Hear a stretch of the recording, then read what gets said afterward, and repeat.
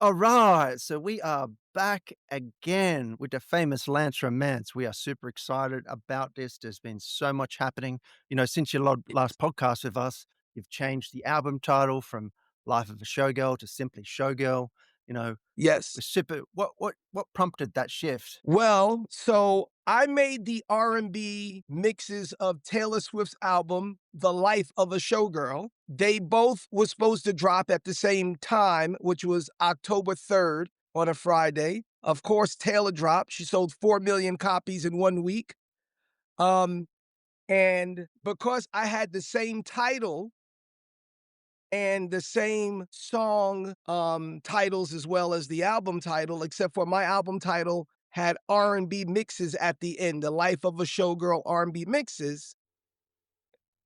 Universal Records, which is the head distributor of her label, Republic Records, um, did a political move to CD Baby, which is my distributor, to pause my release because they wanted to make sure that there weren't going to be anybody confused on buying my album and not hers. Now, she's Oh, big Taylor Swift. So even though I'm just Lance Romance in the corporate world, it only takes a few things for someone to go viral for the algorithms to switch. And they didn't want anybody going online and just Googling the life of a showgirl and buy Lance's record instead of Taylor's record. So they did what they do and blocked me from releasing it until 3 weeks later. oh, And then when I had to release it, they said, you can't release the same title. So I just what? dropped it. Yeah. And that's against the law, technically, but I've been in the industry What? 40 years. Yeah. So I just went along with it because I know what it is that they, meaning the industry, wants me to sign to them as to a major label. I've been in music publishing with Sony and EMI. They know I know the game, but I haven't signed to being on the majors, and that irritates them. So it's kind of like if you were Michael Jordan, not saying I'm Michael Jordan, and you didn't want to play in the league. They're like, why wouldn't you want to play in the league? Right? You're making good music, you know what to do. Just join us. And I'm like, Just nah, I'm join. good. Just join. I'm like, nah, I'm gonna stay indie. So That's power, they're like, baby. That's okay. power right there. So I'm like, all right. So they said, like, you stay indie. You're not going to release we're going to hold your record for 3 weeks. Oh, And that's no. what they did. So anyway, fast forward. I'm here. I released it. But the beauty of what Beats to Rap On did was you interviewed me 2 days after the actual release, and your podcast says Life of a Showgirl, Lance Romance, Taylor Swift, all the right things. So based on what you did, you cemented my reputation of truth online, and they could never erase it because they can't control you. So you Holy shit. validated, yeah. you you gave me a proof where, I had to change the showgirl, but when I did Beats to Rap On, it was Life of a Showgirl R&B Yeah, mixes. that's it. So that you can never erase it. The internet, it's there. It's So there, baby. Yeah. it's there. So I'm glad that you did the interview. I'm glad we did it. And I'm glad that you allowed me to be on your platform, which the industry can't control, which is a Yeah. beauty of why, though, like before we had the business conversation about expanding, this is exactly why Beats to Rap On these platforms are important, so they don't have to conform to the traditional corporate way of the industry. Love that, baby. I love that. So this is really important because this might go down in college or universities that, the industry stopped this guy with the same title because he didn't want to join forces, and they blocked him, but they knew they couldn't really block him forever, but they blocked him for 3 weeks and told him he had to change the title of the album. That's crazy. That's crazy. Man, I'm Yeah. so glad we're here doing this. Yeah, so this is like history because one day Love people are that. gonna say, wow, the industry has that much. You know what? It was a good and bad thing. At first, I was a little bitter because the momentum of the first week of your sales is the importance of the your release of your record, Right. right? That first week. Look, I'm not gonna do what Taylor did, 4 million, but let's just say I did 40,000. 40,000 is not 4 million, but 40,000 times $10 is 400 grand, Yeah. right? Yeah. So Yeah. that's still That's a money. lot. Not That's a 40, lot. right? Right? If I just sold 40 grand, not 4 million, not even 50,000, just Yeah. 40,000, right? Yeah. If I sold just 1%, you know what I mean? Yeah. I'm still making 400 grand, but they stopped it. Just stop it. 1%, just one. Because there's enough curious people that would say, well, what does that version sound like of Taylor's album? So it sounds like what I have to do then is we have to get a blog, another blog post going with Life of a Showgirl, a Yeah, remix by Lance Romance. yeah. A whole nother thing. But I'm so happy. Yeah, I'm so happy that I got to be on Beats to Rap On with you, and it cemented that I did it first. So there you Thank you. have it. Yes. So thank you very much. And the beauty of it is, I got the email. You know how they say in the industry, the receipts. I got the Right. email. I couldn't even believe they sent me an email. It says, we can't release this record because it's the same title of Taylor Swift.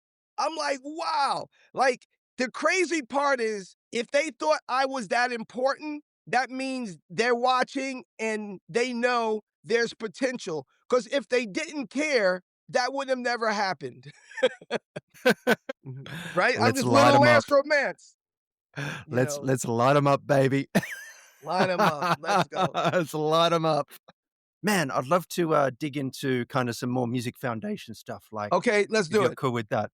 Yes. So New York to Texas and back, right? So you were Yes. born in New York but raised in Texas. Walk us through the music that shaped you during those formative years. Right. So when I left New York, it was probably, I was going into the fourth grade. So that was maybe like 1976. Right. So in New York, they were playing the Jackson Five, Michael Jackson and his brothers, right? Just giving you the landscaping of Motown, right? The, So Mo- good. the Motown sound, the Jackson, Stevie Wonder, Yeah, Marvin Gaye, so good. Temptations, Diana Ross, the Supremes, Yeah, Motown. When I got to Texas, it was the Bee Gees. right. Right. Do you understand? They were Yeah, not that's like completely Texas, different. completely different. It was the Bee Gees. Yeah, It that's was cool. Willie Nelson, Yep, Dolly Parton. yep. It was, a country band called Alabama. Yeah. Um, Yeah, it's completely you, different, right? yeah, Yeah, it was, Harry Manilow, yeah, Frank Sinatra. It was yeah, more very, back then it was one chart. Elton John, very, very Elton-ish. yep. Um, Beatles, the radio stations, Rolling Stones, they had a black station that used to go off the air. It only stayed on 9 to 5. And Oh, I think, yeah, and it was an AM station. The frequency wasn't even that strong. right. And by time you get out of school at 3, I had football practice or basketball practice or baseball practice. By time we get home, it's already past 5. We wouldn't be able to hear it. Yeah. So they have this radio show. You know this radio show. It used to be called Casey Kasem. And I Yeah, think right. Dick Clark took over and they had another guy called Wolfman Jack, right? And it was Yeah, like some top, big people. yeah, Wolfman Jack, Casey Kasem, Dick Clark, top 40 radio. And it was Yeah, whatever the top 40 white tunes were. yeah, That's yeah, what it was. yeah. So I grew up listening to whatever that top 40 was. Right. So if it was the Bee Gees, the Beatles, Dolly Parton, Alabama, Willie Nelson, Yeah. any of that, if and if they let any black music come in, it would have been something like a Lionel Richie, "Hello." Okay. Got it. Do you Yeah, do yeah, do yeah. do you understand what I mean? It Yeah, it it yeah. it ha it was a crossover, brother, It's you not know? like, proper hip hop Nah, or rap. they didn't Yeah. even wanna play R&B. Remember, Yeah. Yeah. MTV didn't even wanna play Michael Jackson Thriller. Yeah, that was pretty fucked up back then. You know?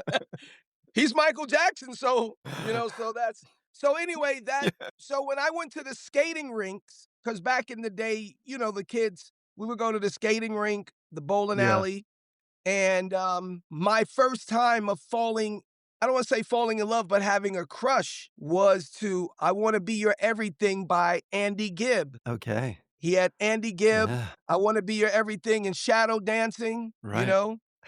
So, Very nice.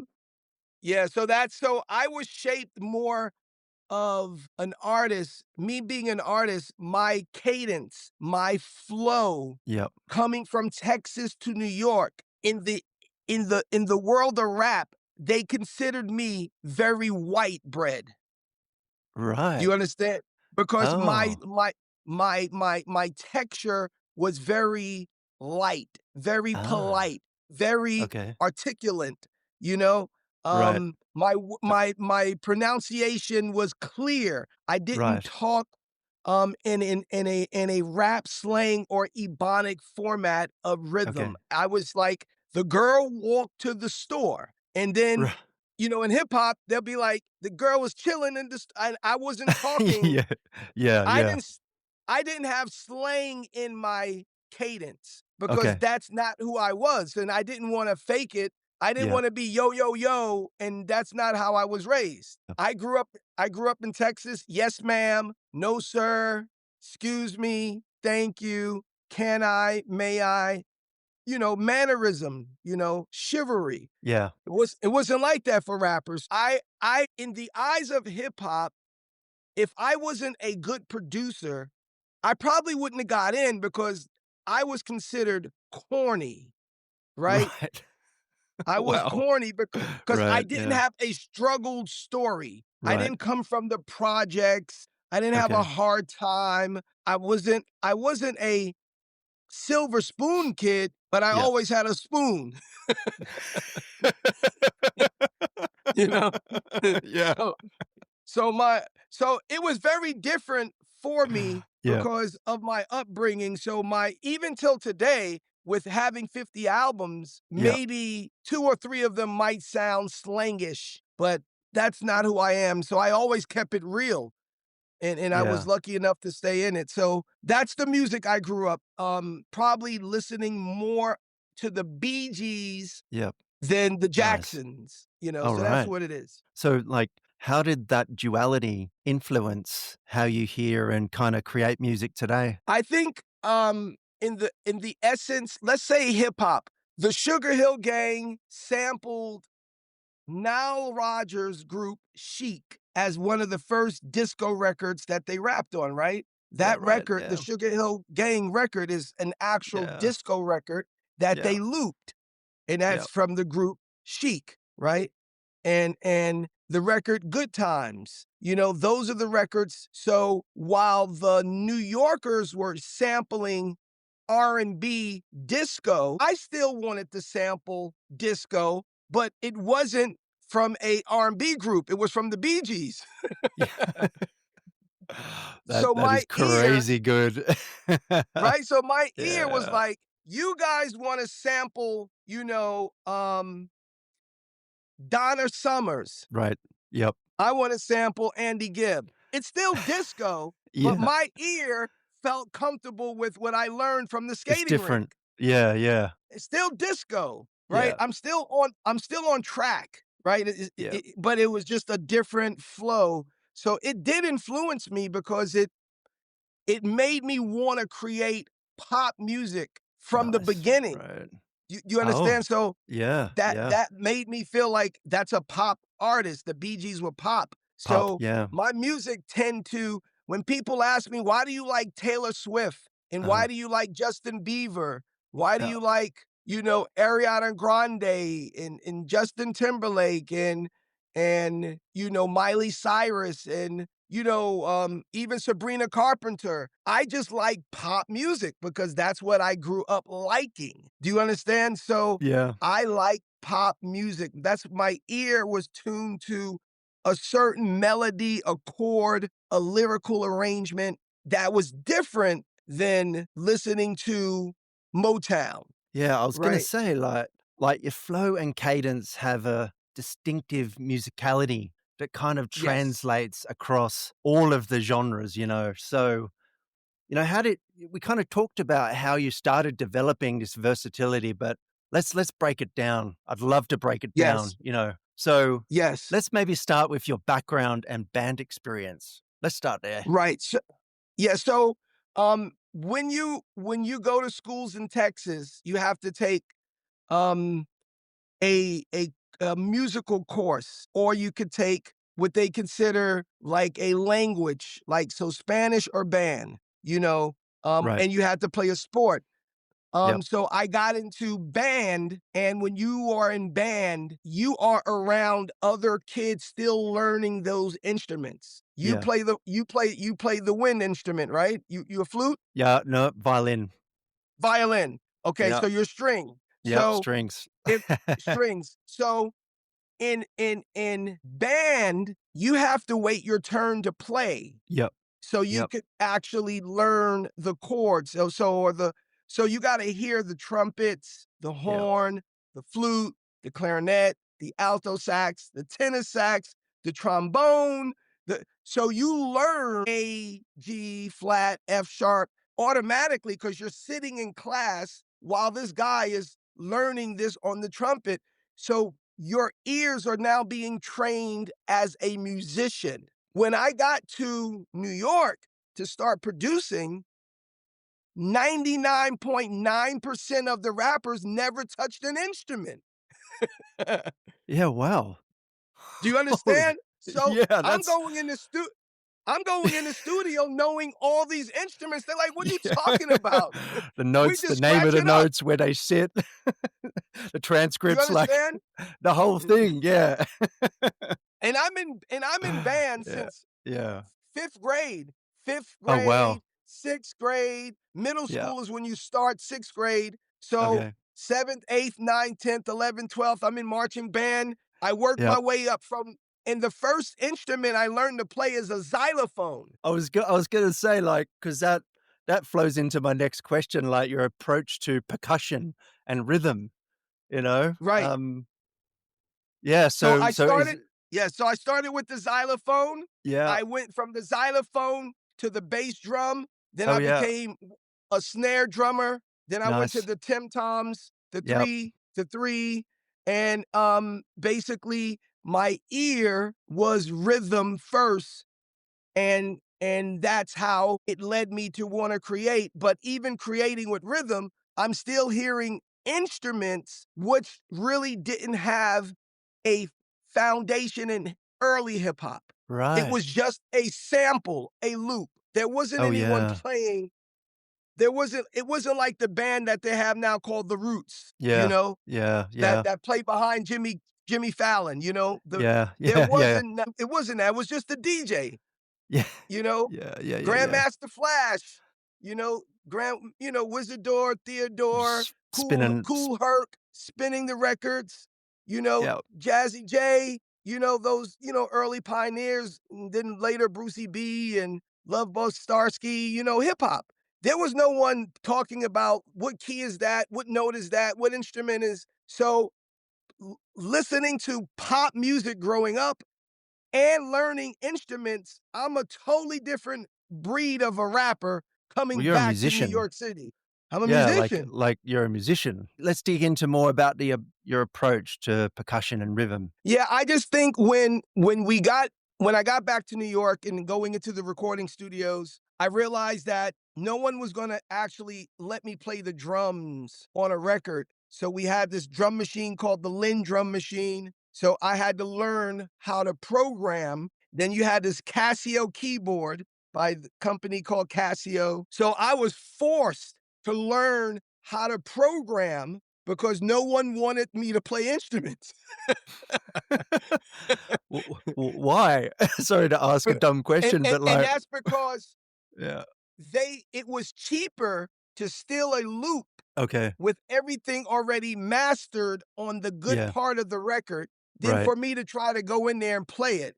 yeah, Because then okay, back then, studio time was expensive. oh yeah, So yeah, yeah, if it yeah. took me 4 hours to play these instruments, it might only took a DJ 30 minutes to find the loop, To find a loop, yeah, okay, right? So I'm like, okay, me playing instruments is not going to work. I got to learn the drum machine and the SB12 and the LinnDrum and the Casio and the Korg. I had to learn, I wasn't playing like Stevie Wonder, but you had to learn how to play enough to make a song. man, you would have had like you would have brought like such a different perspective, Mm, and to those machines because you're coming in hot with huge amounts of classically trained, um, right. you know, music experience. So how Yeah, was that? yeah. How did you pick it up quickly? Like, was it like a duck to water? Tell us about that. Yeah, I think what it was, it limit me to only do what the machine could do. So even if I heard a string part, you would have to play the string through the keyboard with the drum machine, but it wasn't what I knew it should sound like if somebody actually played. Yeah, yeah, Do you understand? So yeah, I had to adapt to the concept of yeah, just, I hate to use this term, but dumbing it down, yeah, right? yeah. I, Because I you're had to just, constrained. Yeah, yeah, I had yeah. just nothing that I can do. Is just, That would have I couldn't sucked. go to, yeah. So my music always had a pop feel because that's what I Yeah, wanted, but it was never as hard as a Public Enemy record yeah. Okay. Yeah, or a Run DMC record or even Behind You yeah, a Naughty by Nature record. It was because yeah, I didn't feel it to be that hard, but um it was a learning experience and from doing that I got into music publishing and EMI then Sony. So um so that's how I got into the industry by being a producer technically before being a rapper.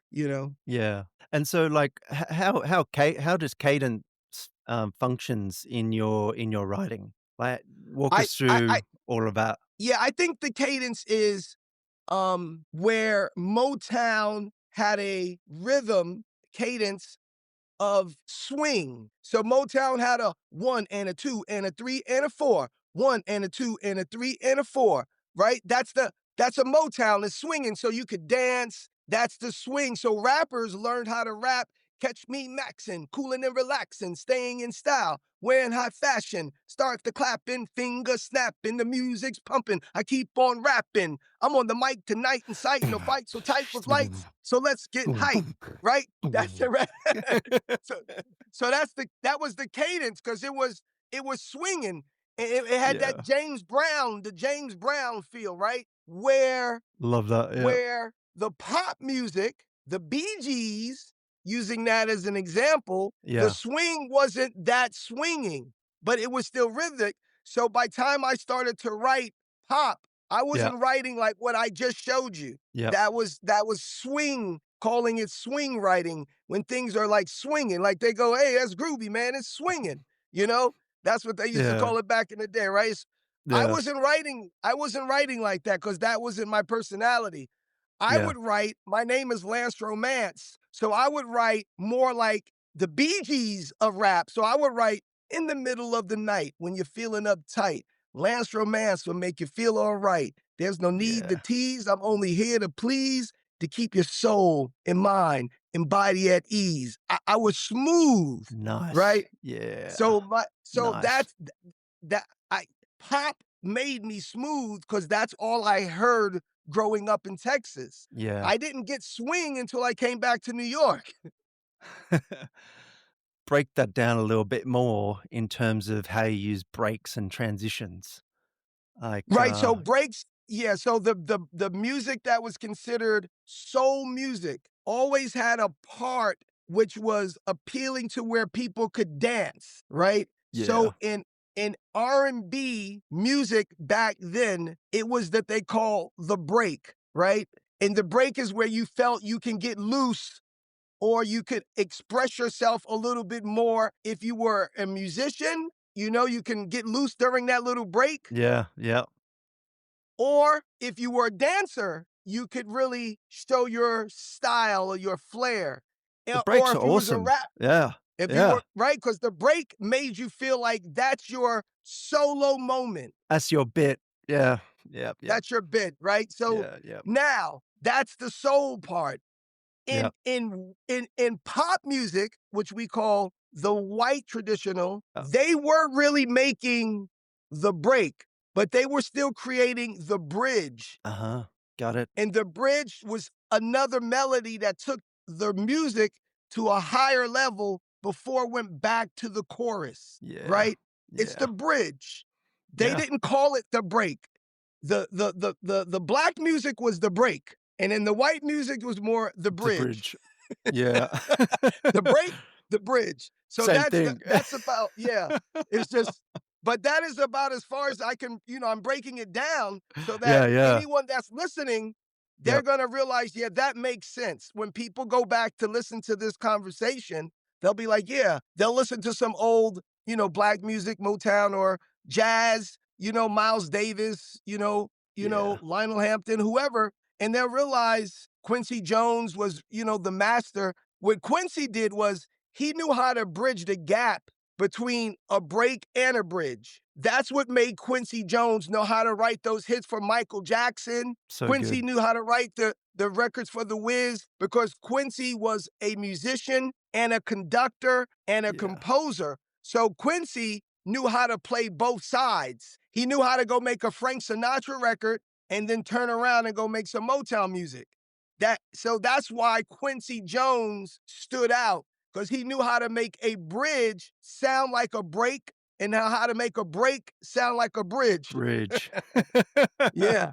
And Quincy That's Jones is the genius, you that's know? crazy. Let's let's, Eh, eh, uh, eh, let's let's yes. flip and talk about the Sensation EP. Um, Yes.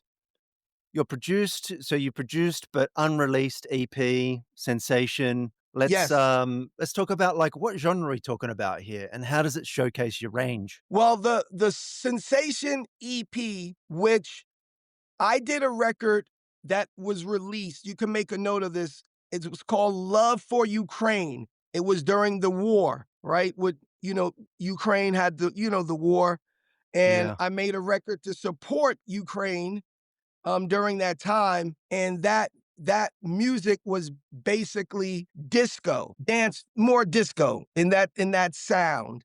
Yeah. So the sensation is really part two, except for the Sensation features a few records by the Bee Gees and Donna Summer, very, Wow. very influential. Love to Love You, Baby, Yeah. Shadow Dancing by Andy Gibb.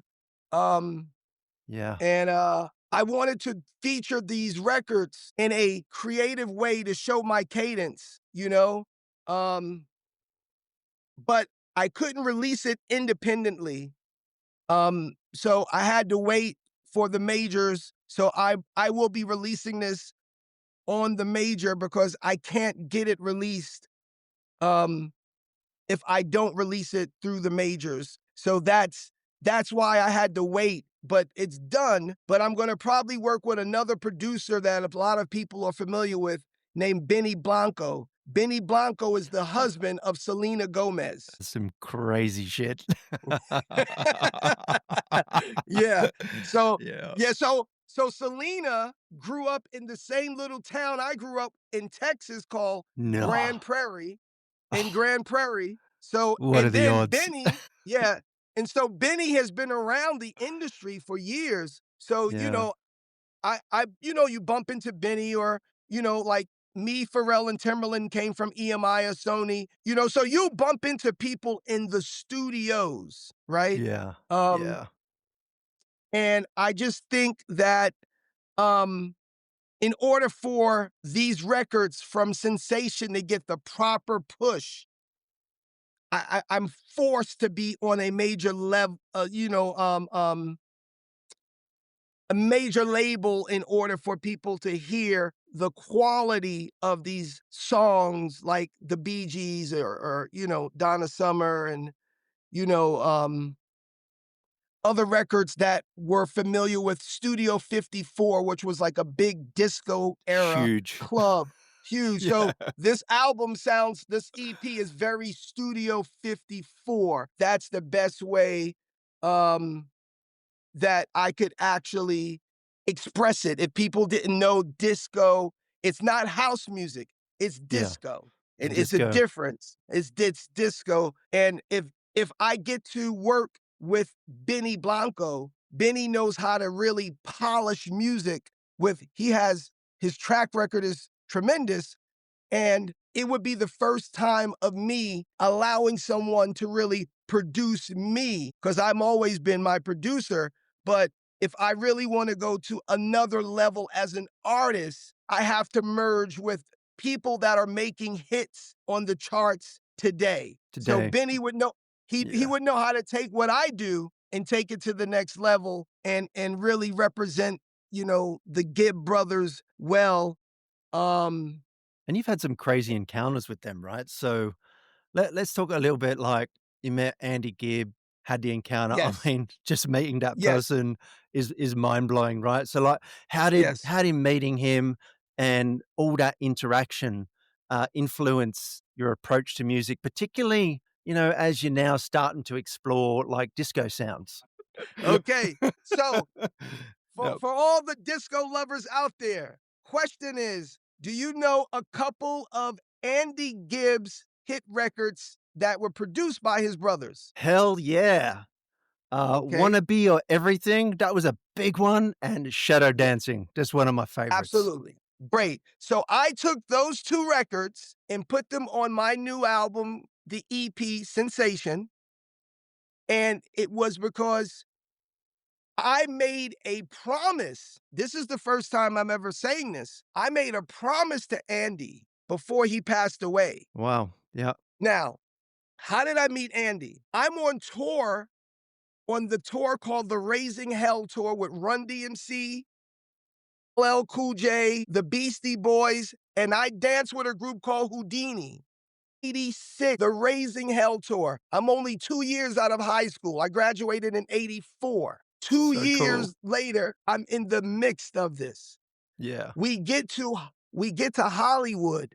There used to be a store. There used to be a store where even artists went to get records called Tower Records. Tower Records, you can Google it, was on Sunset Strip, right? So even famous people went there to get records because it was just the hot spot. I meet I see Andy. I'm with all the rappers. We're all at Tower Records just getting new stuff, DJs, and I go, "Oh," I tell my friends, "Wow, that's Andy Gibb." They're like, "Who's that?" I'm like, "That's the younger brother from the Bee Gees." But they were yeah, like, yeah, "But he's not the Bee Gees." I'm like, "Yeah, but he's the younger brother." Now, you got to remember, those guys are from New York. They probably never watched when he was on Top of the Pops or Solid Gold, those shows that I used to see in Texas, right? right. Yeah, They yeah, were yeah. they were They probably wouldn't have seen that. watching Yeah, they were yeah, they were watching Soul Train. yeah, yeah, You yeah, you understand? They were yeah, watching that. yep, Maybe American Bandstand, yeah, maybe they might have caught him. Anyway, I went up to him and I said, "Hey, what's up, Andy? I'm Lance. I'm dancer for the group Houdini." And I said, "I grew up skating to your record, and it was my first time I had a crush." And I was like, "I would love to make that record over." And he was like, "Yeah, but you're rap and hip hop. They would." I'm like, "Yeah, but I like your music. I would love to make it over." And he said, "I don't think that would work because it's not so popular for that genre." Do you understand? yeah, And I'm like, yeah. "Yeah, but I like it. Like I like it. I don't care what my friends like." And then he says, "Where are you from, mate?" Because he's Australian, right? He's Australian, so I Uh, didn't really know where yeah. he was from, but he had your accent. Yeah, And yeah. I said, "I'm from Texas." Yeah. And then I said, "I was born in New York, raised in Texas." I said, "We got a concert tonight in Long Beach Arena. I would love to give you some passes to show up." Make a long story short, I gave him my pass. You know, back in the day, you have this a Yeah. laminate, and you have it like on your neck. Yeah. I Yeah. gave him mine. I gave him mine to Oh, say, wow. "Hey," because I didn't know how he would get tickets. Get Do you in. Yeah. understand? Yeah. How would he get in? And if people really don't know Andy Gibb, you know what I mean? So Yeah. I gave him my, I said, "Hey, keep this." He was laughing at me. Back then, he was dating this girl that was with him, Victoria Principal. Yeah, right. Very pretty girl, you know, very pretty girl. Um, so to make a long story short, we went to go do the concert. He didn't show up. Thank God. You know why? Google it. 1986, Long Beach Arena. It was a riot. The Bloods Yeah. against the Crips. It was a gang fight and in the middle of the concert. I was like, thank God this guy didn't show up. Can you imagine him going to this first rap concert and it's gang related? Holy crap, it was. Look at that. Yeah. It's like a 19 massive riot. Oh, shit. massive riot. Do you That would have understand? been catastrophic. Can you Totally imagine? Can you catastrophic. can you imagine this could have happened? Can you imagine I give him my laminate and imagine him being the Oh, proper white boy. he is If he would have gone. got something happened, I would have felt terrible. Do you understand? So thank God he didn't make it because Long Beach is a little further out than Hollywood. That would have been the worst. Imagine the first rap concert he goes to, it's a riot. Oh, shit. Yeah, that was a bit of divine intervention. Thank God, yes. Yeah. So, so anyway, I meet up with him the next day for lunch. Because we had to stay in LA because of the riots. We didn't get to fly out. So we stayed. I remember we stayed in LA. I hooked back up with him. We went to lunch um in the valley.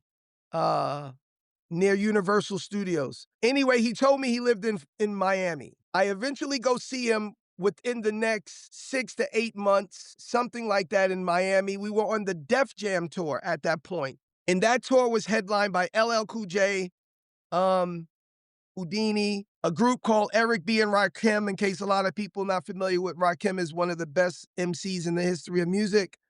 And a rapper that a lot of people didn't know at the time called Will Smith, the Fresh Prince, you know, DJ Jazzy Jeff and Will Smith.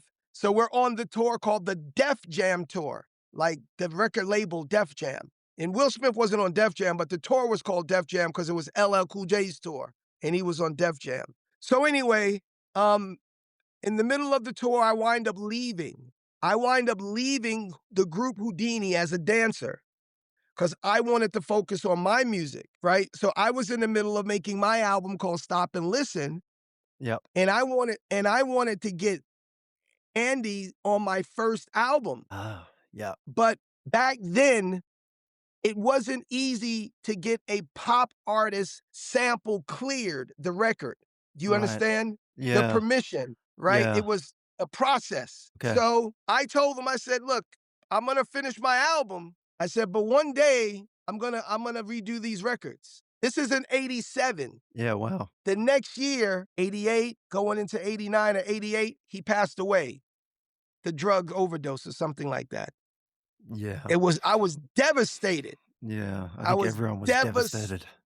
I was and you Yeah. gotta understand, because I skated to his music and liked him as a kid, and to grow up liking him and seeing him get taller and bigger and more famous, and then bumping into him as I got older to That'd have have been a crazy. conversation. Do you understand? Yeah. So Yeah, yeah.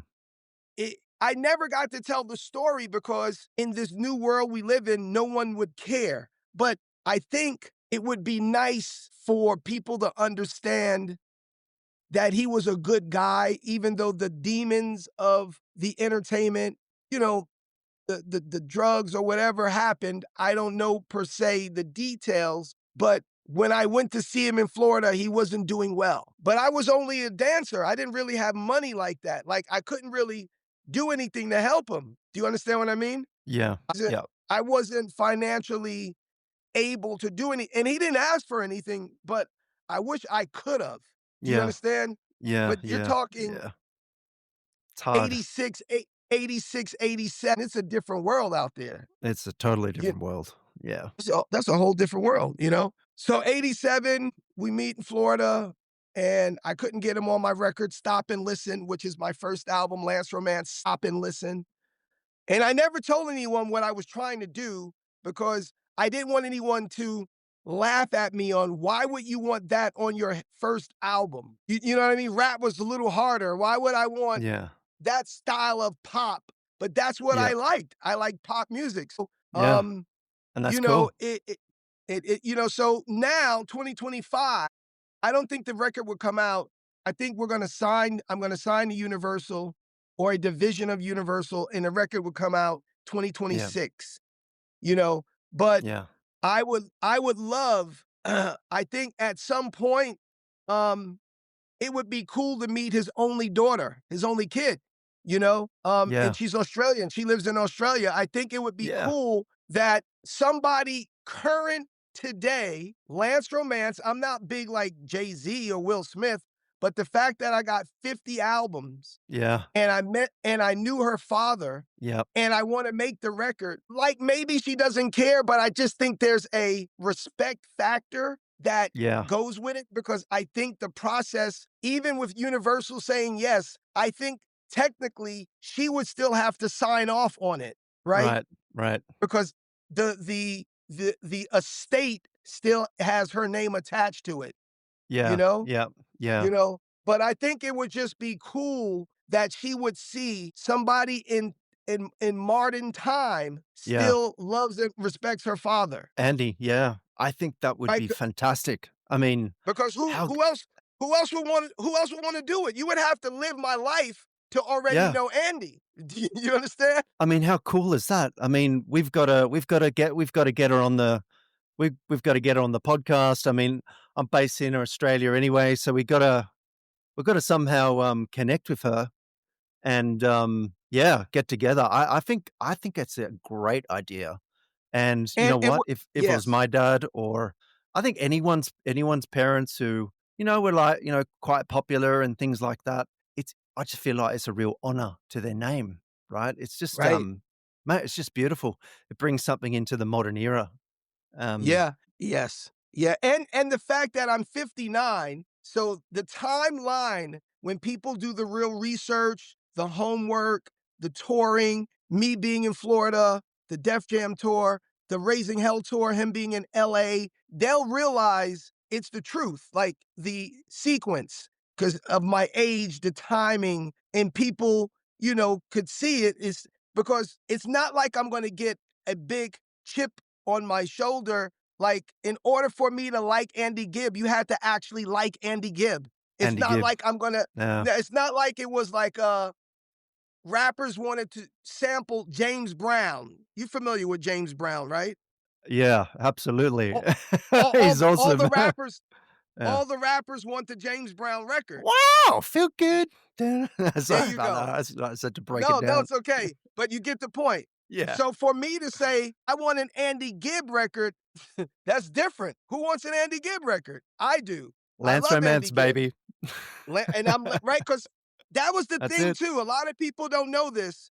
Andy Gibb was such a good-looking guy, and he was so smooth Right. that I wanted to be the rap version of him, and That's so so that's cool. how my name, Lance Romance, stuck. Yeah. Because I was like, if I could be smooth, I wanna be like that guy. You know what Yeah. I mean? That's so So that cool. was that was he was cool. He was like the first stud that was Yeah. cool, you know? Anyway, that's my Andy Gibb story. God bless the dead and his family. I love God bless the Andy dead. Gibb. I always pray, for his soul and it'll be great. And I just think doing that record over and putting it on, it would have to be on Capitol Records, which is through Universal. it would just do it justice. I wouldn't want to try to do it independent and not really give it its flowers, as they say, give it flowers, you know? Yeah, Um, yeah. I wanted it to be right, especially and I think the cool part is I'm from marching band and no instruments. I believe from what I heard, his daughter is a music teacher in Australia. So Right. that would be kind of cool that, you know, that she knows music, I know music, that That's she definitely teaches. cool. Yeah. That's cool because how many rappers are really musicians like that in that sense, you know? We should all get together. I'd love to And 'cause help. you play too. I You're a do. I musician do. yourself, right? Yeah, You know, classically so trained. Yeah, yeah. yeah, that's Yeah. amazing, and who knows, maybe with me, you and her, we have a jam session or something, you know? Let's do it. That'd be cool. That's I so need good. to I need to get my passport and come there and just do a show there. Well, that would be so good if, like, I can sort everything out on this side. Yeah, Yeah, that whatever would you be need. great. Yeah, no, that would be really good actually. Let's, so I'm just thinking, like, there's just so much we can talk about, and, we just talked about Andy Gibb, the encounter. It's just such a beautiful thing, and, it's just such a shame that the world's lost him, right? Um, and thank you for Yeah. sharing that, and we'd definitely love to get together. And just off the back of that, what about we start talking to the fans about, what's next then for Disco EP? Yeah, Maybe we can start talking about that. When are you planning to release it? What's your timeline? What's your vision around it? I would love to do the 2 videos, "Wanna Be Your Everything" and "Shadow Dancing." I would love to do the videos in Australia. Come down, I baby. think right.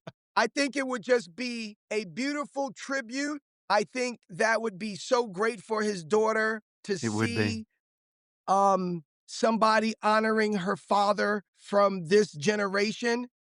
I'm mixed, Black, Puerto Yeah. Rican, Italian. He's Australian, like, the combination of the melting pot of culture Yeah. is something unique that I think the world needs it. I think it would also be a breath of fresh air. You know what I mean? I think I that I because love that. everything sounds the same, and you Yeah. get a guy from the Bronx, raised in Texas, the guy from New York, raised from Texas, Crazy, wanting to yeah. do wanting to do the Australian Andy Gibb over, that concept is just crazy. You know what I mean? Yeah. And doing it maybe the remix or something with I've lost him violins, again. you know? I think that would be amazing to do it down in Australia. The videos, that would be incredible. I would love I would love to Yeah. do it and have her give me ideas that she might have wanted to see in her dad's music, Yeah. especially because she's creative, Yeah. you know? Yeah. So to Okay. create with her the video, with the style, it would just be like an honor. I think the industry would love that. It would be like a tribute because who else would do that? Do you understand? I Like, love that. Yeah. no one else I don't know another rapper. First of all, he would have to be in his 50s to know Andy Gibb. Do you Yeah. understand? Right. So, Yeah. it wouldn't be like none of these young guys that do mumble rap or you know what I mean? They Yeah. wouldn't Yeah. and they would have never met him anyway. You would had So to been in that time. what's Andy's daughter what's her name? You know her name? I'm We need not to sure we what need to the get in I contact with her and get all this happening. yeah. I'm super We gotta keen. we gotta get Yeah. this happening. Yeah. The other thing that I wanted to get to tell you was that by doing disco music early on, Andy also remembered that I was doing salsa music because I have about 10 salsa Oh, yeah. albums. So I'm part Puerto Rican, so I got a lot of Oh, he's gone Latin again. salsa music. So the salsa He's out music, again. I'm gonna send you the Sensation album. Yeah. I'm gonna email it to you tomorrow. Okay. The Love it. 5 tracks, the Love it. EP, so then that way you can hear it. And when you hear my cadence on I Wanna Be Your Everything and Shadow Dancing, you're gonna see how well Yeah. this worked together, you know? That's what it is. I can't You wait. know, like when Run It's gonna DMC be did the awesome. record over, you know, when Run DMC did the record Yeah. over with Aerosmith, Walk This Way. Do you remember this record, Walk This Way? That was huge. Yeah. Walk Okay, this way. yes. Yeah. So they collaborated. So I always wanted to collaborate that with Andy Gibb, like that type of collaboration, Yeah. because that That was is so new back good. then. But anyway, we got the record. So there you have it. Any more questions? What do you want to hear and go? So, Lance, that is Yes. incredible. I can't wait for that to land in the inbox. We're gonna get it Yes. all going. It's all gonna be happening in Australia. Um, is there any final things you wanna shout out to your fans or any final things you wanna say before we wrap up the podcast? Yes, I like to say I'm going on a tour. The first quarter of 2026 is called Lance Romance 50 Albums, One Showgirl Tour. 50 Albums, One Showgirl Tour. Go to my website, go to my Instagram. I'm going to do about 27, 28 dates. And then I like to take it to Australia, bring it overseas. Yeah, that is awesome. And, is there anything else dropping after that or through that? Or if anyone wants to get in contact with you before that drops and you start kicking off the tour? I think the only thing I'll be doing is getting ready to start promoting my Christmas album called Christmas on Ice because it's going Oh, to be boom. holiday season. I have a Christmas album called Awesome. Christmas on Ice. Hopefully we can get you back on the podcast like maybe mid-December and we can talk about Christmas on Ice. That would be epic. Christmas on Cool. Ice. It's house music. It's Christmas meets house music and rap. Oh, I love that shit. I love it. I just want to shout out to all the fans. Thanks so much for listening. Lance, we are very blessed to have you on the podcast and we'll catch you on the next one. See you later.